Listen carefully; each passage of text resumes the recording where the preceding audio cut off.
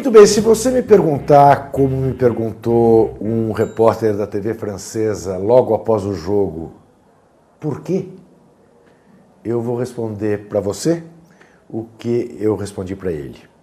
Ele me perguntou em francês, pourquoi? E eu, que mal falo francês, respondi para ele, je ne sais pas. Ninguém sabe.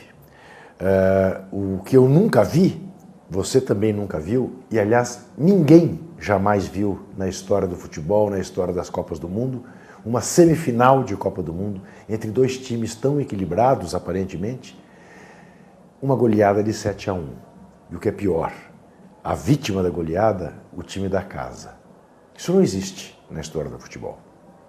O clima no Mineirão, a partir de um determinado momento do jogo, mais exatamente a partir do 29º minuto do primeiro tempo, quando já estava 5-0, era de absoluta perplexidade, do lado dos derrotados e do lado dos que venciam.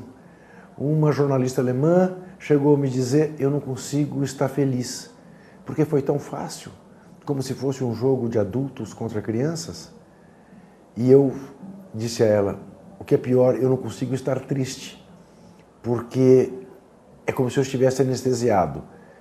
À medida que os gols foram se sucedendo, era como se um bom anestesista estivesse pondo o anestésico aos poucos e te fazendo relaxar, relaxar, relaxar.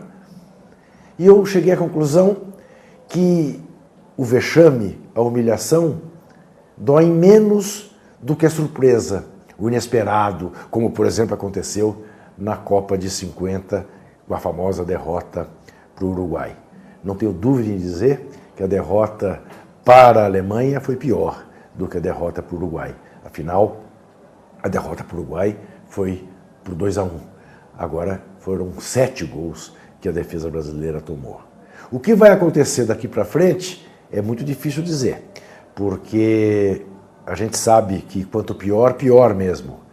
A coisa que se espera é que a presidente Dilma Rousseff cumpra aquilo que prometeu ao pessoal do Bom Senso Futebol Clube e comece já uma reforma do nosso futebol. Ela disse que este seria o legado para o futebol desta brilhante Copa do Mundo em matéria de futebol jogada aqui no Brasil.